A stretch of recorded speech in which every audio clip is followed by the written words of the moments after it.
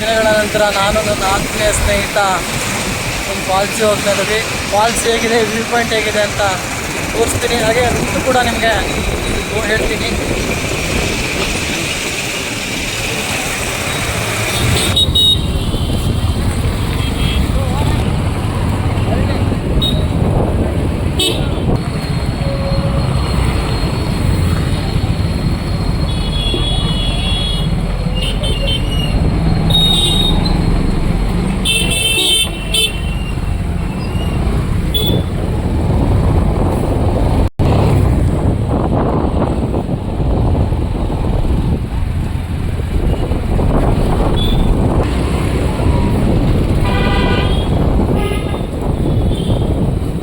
ಎಲ್ಲರಿಗೂ ನಮಸ್ಕಾರ.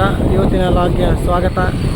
ಶಿರಸಿಯ ಶ್ರೀ ಮಾರಿಕಾಂಬೆ ದೇವಿಗೆ ನಮಸ್ಕಾರ ಮಾಡ್ತಾ ಇವತ್ತಿನ ಪ್ಲೇಸ್ ಎಲ್ಲಿ ಇವತ್ತು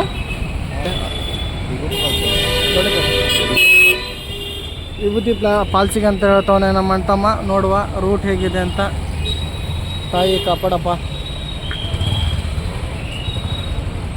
ಗಾಡಿ ಬೇರಾಡುವಂತ ರೈಟ್ ಹೋಗೋಣ ಬಾ.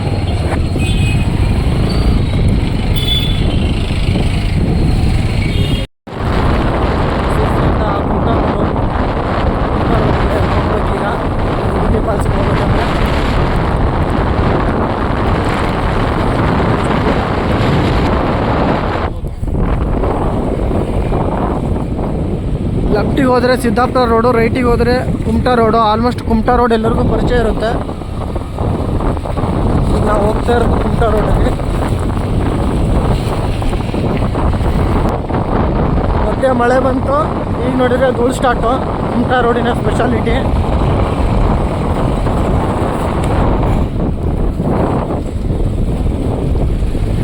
ಸರಕಾರಿ ಹಿರಿಯ ಪ್ರಾಥಮಿಕ ಶಾಲೆ ನಂಬರ್ 4. ಕೇಳಲಿಕ್ಕೆ ಖುಷಿ ಅಲ್ಲ, ನಾವು ಕಲ್ತಿರೋದು.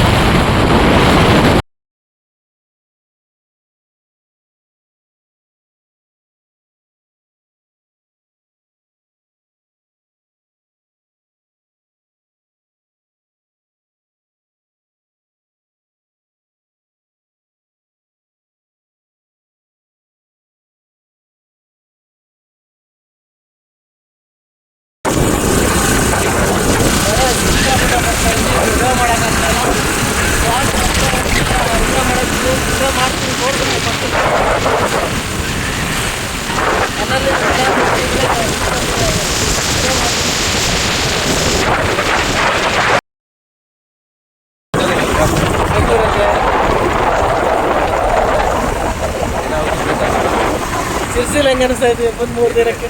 ಟೈಮ್ ಆಗ್ತಿಲ್ಲ, ಯಾಕಂದರೆ ಮಳೆ ಅಲ್ಲ. ಇದೇ ಇರ್ತಲ್ಲ.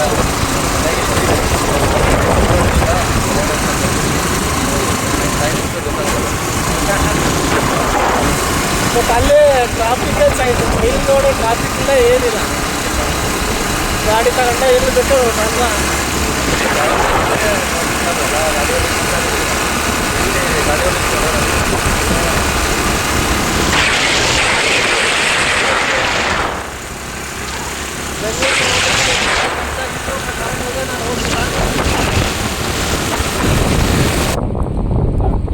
ಚೆಕ್ ಪೋಸ್ಟಲ್ಲಿ ಇದ್ದೀವಿ.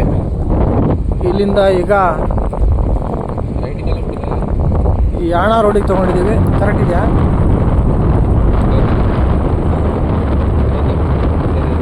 ಹಾಂ, ರೂಟ್ ಕರೆಕ್ಟ್. ಯಾಣ ರೋಡಲ್ಲಿ ಸೀದಾ ಹೋಗ್ತಾ ಇದ್ದಾರೆ. ಆಯಿತು.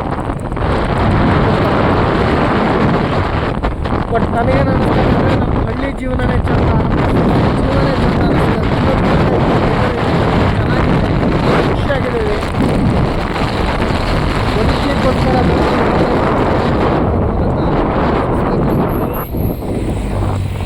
ಓ ಮೈ ಗಾಡ್, ಮೊಬೈಲ್ ಬೀಳ್ತದೆ ಹೇಳಿ, ನಾ ಈ ಕಡೆ ನೋಡಕತ್ತ.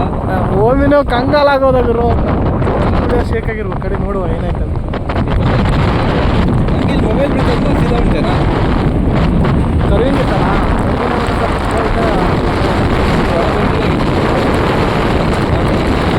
ಯಾಣ ಸಿಕ್ಕಾಪಟ್ಟೆ ಕರುವಿಂಗಲ್ಲ.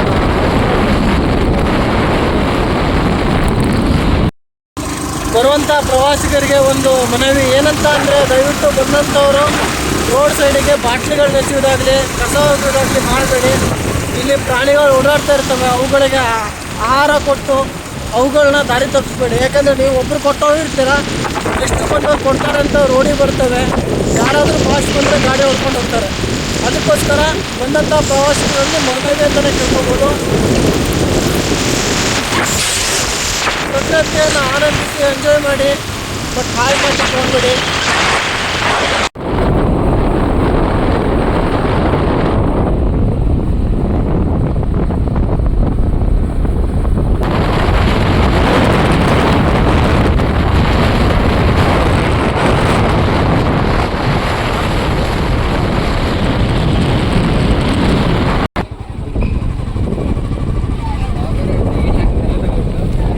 ಶಾಲೆಯ ದಿನಗಳು ಈ ಮಕ್ಕಳು ನೋಡಿದರೆ ನೆನಪಾಗುತ್ತೆ.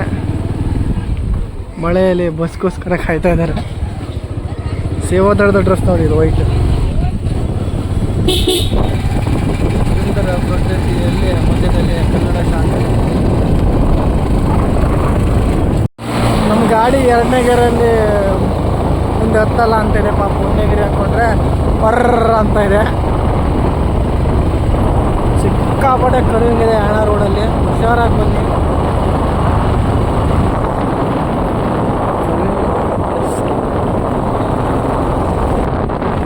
ನನ್ನ ದೋಸ್ತ ಹೇಳಿದಂತೆ ರೋಡ್ ಮಾಡ್ಬೇಕಾರೆ ಸ್ಪೀಡ್ ಬರ್ತಾರೆ ಕರ್ವಿಂಗ್ ಮಾಡಿ ಅಂತ.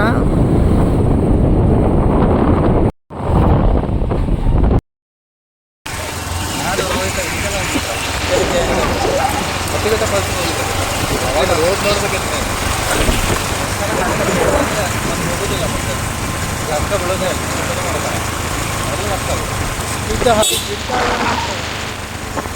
ಮೈಲೇಜ್ ಕೊಡ್ಬೇಕು ಪ್ಲಾಟಿನಮ್ ಆಗ. ಈ ಗಾಡಿ ಮೇಲೆ ನಾವು ಗೋವಾಕ್ಕೆ ಹೋಗ ನೆನ್ಪುಂಟು,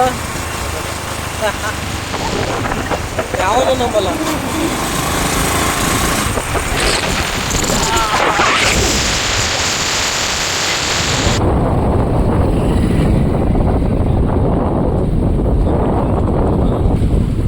ಓ ಯಾಣ ರೋಡ್ ರೆಡಿ ಮಾಡಿಸ್ತವ್ರೆ ಯಾರೋ ಪುಣ್ಯಾತ್ಮ. ಸರಿಯಾಗಿ ಮಾಡ್ಸೋದನ್ನ ಕರೆಕ್ಟಾಗಿ ಮಾಡಿಸಿಯಪ್ಪ, ದೇವ್ರು ಒಳ್ಳೇದು ಮಾಡಲಿ ನಿಮಗೆ ಅಂತ ಅಂದ್ಕೊಂಡ್ರಾ? ನೋಡಿ ಹೆಂಗಿದೆ ಗುಂಡಿ.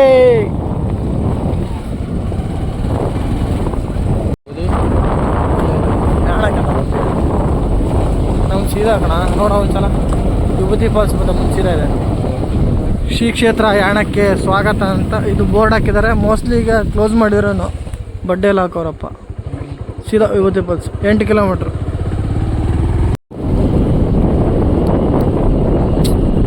ಸ್ವಲ್ಪ ಮರಗಳಿಲ್ಲ ಅಂದರೆ ವ್ಯೂ ಪಾಯಿಂಟ್ ಚೆನ್ನಾಗಿತ್ತು ಇಲ್ಲಿ, ಕಾಣಲ್ಲ ಈಗ. ಮಧ್ಯಾಹ್ನ 1:45 ಟೈಮಿಗೂ ಫಾಗ್ ಬಿಡ್ತಾ ಇದೆ ಅಂದರೆ ನೀವು ಯಾಣ ರೋಡಲ್ಲಿ ಮಾತ್ರ ನೋಡ್ಲಿಕ್ಕೆ ಸಾಧ್ಯ. So nice road.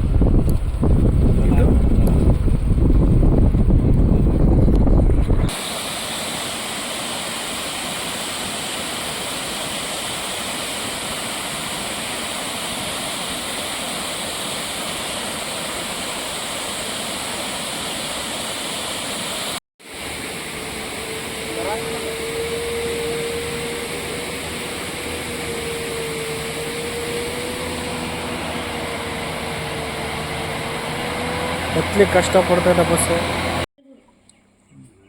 ಮಳೆ ನೀರೆಲ್ಲ ಮುಳುಗಿ ಮಾಡಿ ಮಾಡ್ತಾರೆ.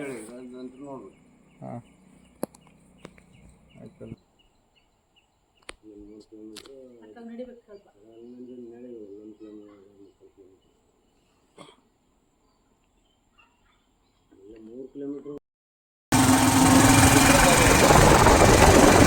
ವಿಭೂತಿ ಫಾಲ್ಸ್ ಕ್ಲೋಸ್ ಆಗಿ 3 ತಿಂಗಳಾಗಿದೆ ಅಂತೆ. ದಯವಿಟ್ಟು ಅವ್ರಿಗೆ ಹೇಳಬೇಕಿತ್ತು, ಹೇಳಿಲ್ಲ. ನಾವು ತಿಳ್ಕೊಬೇಕಿತ್ತು, ನಾವು ತಿಳ್ಕೊಂಡಿಲ್ಲ. ಅದು ಹೌದು. ಇಂಥ ಮಳೆಗಾಲದಲ್ಲಿ ನೋಡುವಂಥ ಪ್ರಕೃತಿ ಸೌಂದರ್ಯವನ್ನು ಇವರು ಈ ರೀತಿ ಬಂದ್ ಮಾಡಿದರೆ ಜನ ಹೇಗೆ ಪ್ರವಾಸಕ್ಕೆ ತಲೆ ಕೊಡ್ತಾರೆ. ಅದಕ್ಕೆ ನಮ್ಮ ಉತ್ತರ ಕನ್ನಡ ಭಾಗದಲ್ಲಿ ಅಥವಾ ಕರ್ನಾಟಕದಲ್ಲಿ ಪ್ರವಾಸಿ ತಾಣಗಳೇನಿದೆ ಅಭಿವೃದ್ಧಿ ಆಗಿಲ್ಲ. ಜನ ಯಾಕೆ ಬರ್ತಾ ಇಲ್ಲ ಇಂಥ ಚಂದ ಪಾಸ್ಗಳು ಇಟ್ಕೊಂಡು ಅಂತಂದರೆ ಇದೇ ಕಾರಣಕ್ಕೆ. ಅಲ್ಲಿ ಅಭಿವೃದ್ಧಿಯನ್ನು ಮಾಡಿದಾಗ ಜನ ಆಟೋಮೆಟಿಕ್ಲಿ ಬರ್ತಾರೆ. ಈಗ ಬರ್ತಾ ಇಲ್ಲ ಅಂದರೆ ಈ ಸರಿ ಮಾಡಿದ್ರೆ ಯಾರು ಬರ್ತಾರೆ ಅಲ್ವಾ? ಯಾವಾಗ ಕ್ಲೋಸ್ ಇರುತ್ತೆ ಯಾವಾಗ ಓಪನ್ ಇರುತ್ತೆ ಯಾರಿಗೆ ಗೊತ್ತಿರಲ್ಲ. ಆದಷ್ಟು ಪ್ರವಾಸೋದ್ಯಮ ಇಲಾಖೆಯಿಂದ ತಾಣಗಳಿಗೆ ಅತಿ ಹೆಚ್ಚು ಮಹತ್ವ ಕೊಟ್ಟು ಮುಂದಿನ ದಿನಗಳಾದರೂ ಅಭಿವೃದ್ಧಿಯನ್ನು ಮಾಡಿ ಪ್ರವಾಸಿಗರಿಗೆ ಆದ್ಯತೆಯನ್ನು ಕೊಡಲಿ ಅನ್ನೋದನ್ನು ಈ ಮುಖಾಂತರ ಹೇಳ್ತಾ ಇಲ್ಲಿಗೆ ಈ ಲಾಗ್ ಮುಗಿಸ್ತಾ ಇದ್ದೀವಿ. ಹೋಗ್ತಾ ರೋಡಲ್ಲಿ ಒಂದು ಸಣ್ಣ ಸಣ್ಣ ಪಾಲ್ ಸಿಗ್ತದೆ, ಅದನ್ನೇ ತೋರಿಸ್ತೀನಿ, ನೋಡಿ ಖುಷಿ ಪಡಿ.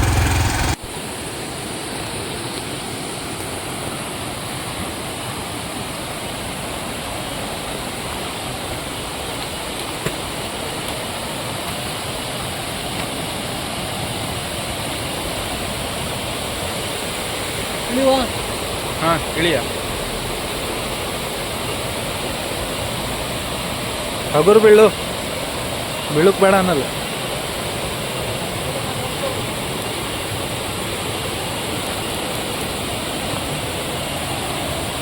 ಹೋಗ ಬರ್ತೀಯಾ?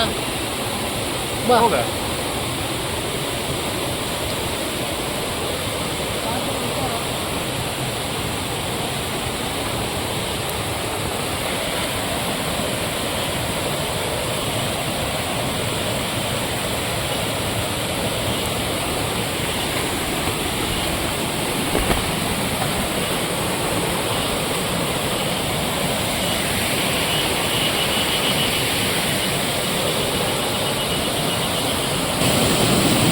ರಮಣೀಯ ಸೌಂದರ್ಯ.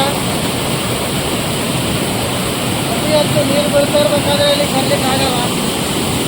ನಮ್ಮ ಪುಣ್ಯಕ್ಕೆ ಒಳಗಿದೆ ನೋಡ್ಬೋದು. ಅಲ್ಲಿ ಹೋಗ್ಯಾ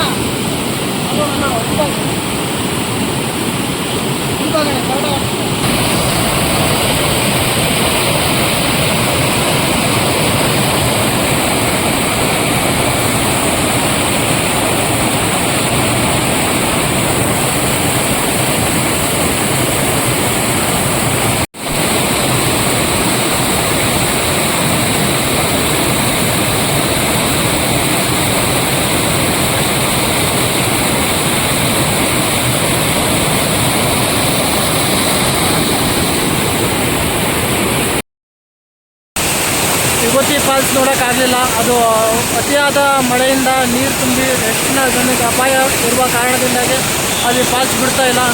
ಬಟ್ ಅಲ್ಲಿಂದ ಹೋಗುವಾಗ ಲೋಕಲ್ ಫಾಲ್ಸ್ ಹೆಸರು ಗೊತ್ತಿಲ್ಲ, ನಾವು ಒಂದು ತಿಳ್ಕೊಬೇಕು. ಚೆನ್ನಾಗಿದೆ, ಹೋಗುವ ಇಂಥ ಸುಮಾರು ಫಾಲ್ಸ್ ಇರ್ತವೆ, ಕಣ್ಣಿಗೆ ಹೋಗ್ಬೋದು. ಪ್ರಕೃತಿಯ ಸೌಂದರ್ಯ ಎಷ್ಟು ಚೆನ್ನಾಗಿದೆ ಅಂತ ನೋಡ್ಬೋದು.